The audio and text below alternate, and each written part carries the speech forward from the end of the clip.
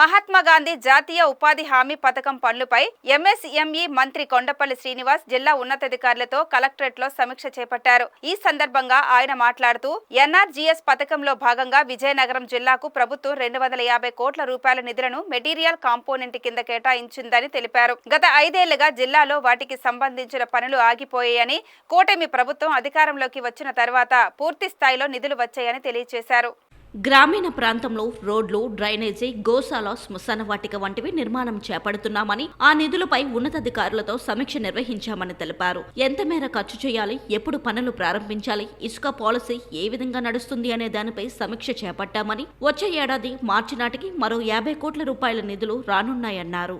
ఈరోజు గౌరవ ముఖ్యమంత్రి వారి వల్ల విజయనగరం జిల్లాకి సుమారు 250 కోట్లు ఎన్ఆర్జీఎస్ వర్క్స్ అలాట్మెంట్ చేయడం జరిగింది. ఈ మెటీరియల్ అంటే వర్క్స్ కాదు, మెటీరియల్ కాంపోనెంట్. ఈ మెటీరియల్ కాంపోనెంట్ ఏదైతే ఉందో ఏ జిల్లాకి ఆ జిల్లాకి ఇవ్వమని ఇవ్వడం జరిగింది, ఆదేశాలు ఇవ్వడం జరిగింది. గత 5 సంవత్సరాలుగా స్టేట్ యాజ్ కాంపోనెంట్ చేయడం వల్ల విజయనగరం జిల్లాలో చాలా వరకు వర్క్స్ ఆగిపోయి ఉన్నాయి. ఈరోజు ఈ డెసిషన్ వల్ల విజయనగరం జిల్లాకి ఏదైతే మెటీరియల్ కాంపోనెంట్ ఉందో సుమారు 250 కోట్లు డెవలప్మెంట్ వర్క్స్కి ఏదైతే వర్క్ కాంపోనెంట్ ఉందో అది పూర్తి స్థాయిలో రావడం, ప్రతి కాన్స్టిట్యున్సీలో కూడా ఈరోజు గ్రామీణ ప్రాంతాల్లో డ్రైనేజ్ సిస్టమ్ కానీ, రోడ్స్ కానీ, లేకపోతే ఈ క్యాటిల్ షెడ్స్ కానీ, లేకపోతే ఈ బరేల్ షెడ్స్ కానీ ఇవన్నీ కూడా చేసుకునే అవకాశం వచ్చింది. ఈరోజు దాని తాలూకు రివ్యూ మీటింగ్ పెట్టుకున్నాం. ఈ రివ్యూ మీటింగ్లో ఎంతవరకు మనం శాంక్షన్ చేయించుకున్నాం, ఎంత అప్రూవ్ అయింది, ఎంత పేమెంట్ వచ్చింది, దాంట్లో ఉన్న ఇష్యూస్ ఏమున్నాయి. ప్రధానంగా శాండ్ ఇష్యూ ఒకటి ఉంటుంది. శాండ్ ఏదైతే ఉందో గతంలో ఉన్న రేట్ కన్నా ఇప్పుడు తక్కువ రేట్ రావడం, అది కూడా మేము కరెక్ట్ చేసుకుంటూ, అంతేకాకుండా ఈ వెండర్షిప్లో కూడా కొంచెం ఏవైతే ఉన్నా దాన్ని కూడా రిజిస్ట్రేషన్స్ వేగంగా చేస్తూ వెండర్స్ని వెంటనే ఎగ్జిక్యూట్ చేయమని చెప్పడం కూడా జరిగింది. మరి వర్క్స్ కూడా మనకేంటంటే నియర్లీ ఇంకొక ఈ మార్చ్ కల్లా ఇంకో 50 crores యాడ్ అయ్యే పరిస్థితి ఉంది.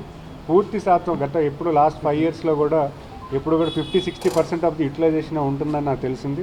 దాన్ని 100% కూడా యూటిలైజ్ చేసి ప్రతి వర్క్ను కూడా మనకి శాంక్షన్ 250 crores + 50 crores 300 crores కూడా గ్రౌండ్ చేసే విధానం కనుక్కోమని చెప్పాను. ఎందుకంటే అన్ని వర్క్స్ కూడా మనం వచ్చిన ఫండ్ ఎక్స్పైర్ అవ్వకుండా యూటిలైజ్ చేసే విధంగా మనం కార్యాచరణ చేయాలి. ఇప్పటి నుంచే దాన్ని ప్లాన్ చేసుకొని గ్రామీణ అభివృద్ధి, రూరల్లో ఏదైతే అభివృద్ధి కోసం అని ఇచ్చిన central government and state government ఇచ్చిన అమౌంట్ ఏదైతే ఉందో పూర్తి స్థాయిలో వినియోగం రావాలని కోరుకుంటూ ఇక్కడ అధికారులందరితో మీటింగ్ ఏర్పాటు చేసి ఒక రివ్యూ పెట్టుకున్నాం. ఖచ్చితంగా అందరూ కూడా పాజిటివ్గా ఉన్నారు. ఎప్పుడు డిసెంబర్ ఎండ్కి వర్క్ స్టార్ట్ అవుతాయి. ఈరోజు ఒక 1 month అడ్వాన్స్గా మేము వర్క్ స్టార్ట్ చేస్తూ దాని తాలూకా ఇంపార్టెన్స్ అంటే గ్రామీణ ప్రాంతాల్లో అభివృద్ధి అనేది ప్రతి విలేజ్లో కూడా కనిపిస్తుందని తెలియజేసుకుంటున్నాను.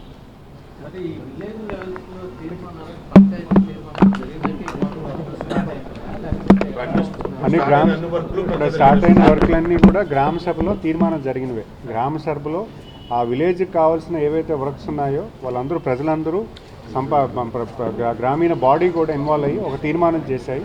ఆ తీర్మానం ప్రకారంగా ఈ విలేజ్కి ఏవైతే వర్క్స్ పెండింగ్ ఉన్నాయో అవన్నీ కూడా చేయడం జరుగుతుంది. అంటే